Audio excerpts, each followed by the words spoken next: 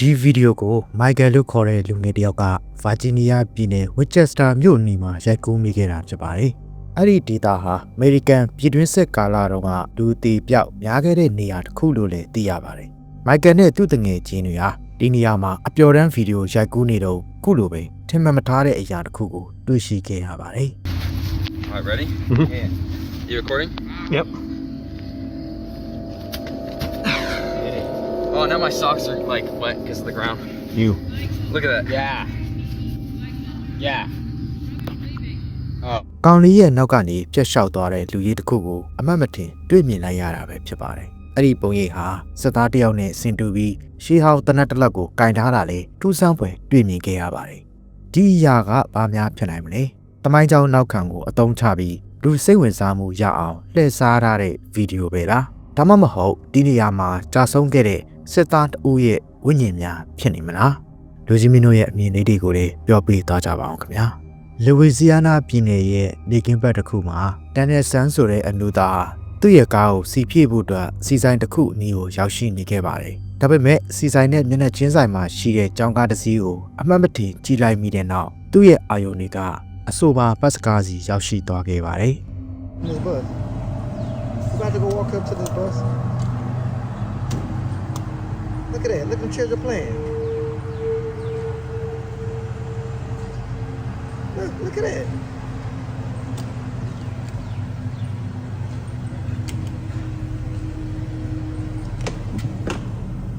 Let's go see. Let's go investigate.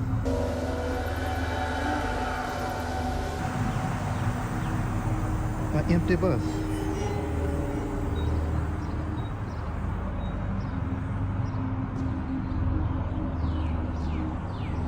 An empty bus.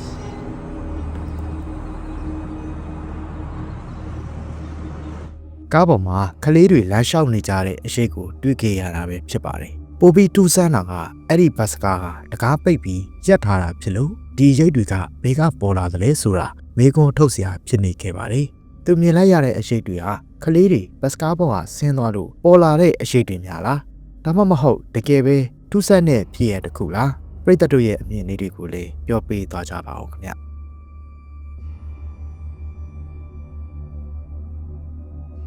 ဆိုဖီလို့ခေါ်တဲ့အမျိုးသမီးတစ်ယောက်ဟာဂျာမနီနိုင်ငံတဲမှာရှိတဲ့စွန့်ပစ်လိုင်ကောင်တစ်ခုကိုတွားရောက်ခဲ့ပါတယ်။အဲ့ဒီနေရာကိုဒုတိယကမ္ဘာစစ်တုန်းကတထားပန်လန်အဖြစ်အသုံးပြုခဲ့တာကြောင့်ဆိုဖီဟာဒီနေရာမှာတခုခုထူးခြားမှုရှိနိုင်တယ်လို့ယူဆပြီးရောက်ရှိလာခဲ့ခြင်းလည်းဖြစ်ပါတယ်။လိုင်ကောင်တွေကိုရောက်လို့သိမကြခင်ပါပဲ။သူမရှိတက်တဲ့ကနေဘာမှမသိတဲ့အရာတစ်ခုပေါ်လာတာကိုတွေ့ခဲ့ရပါတယ်။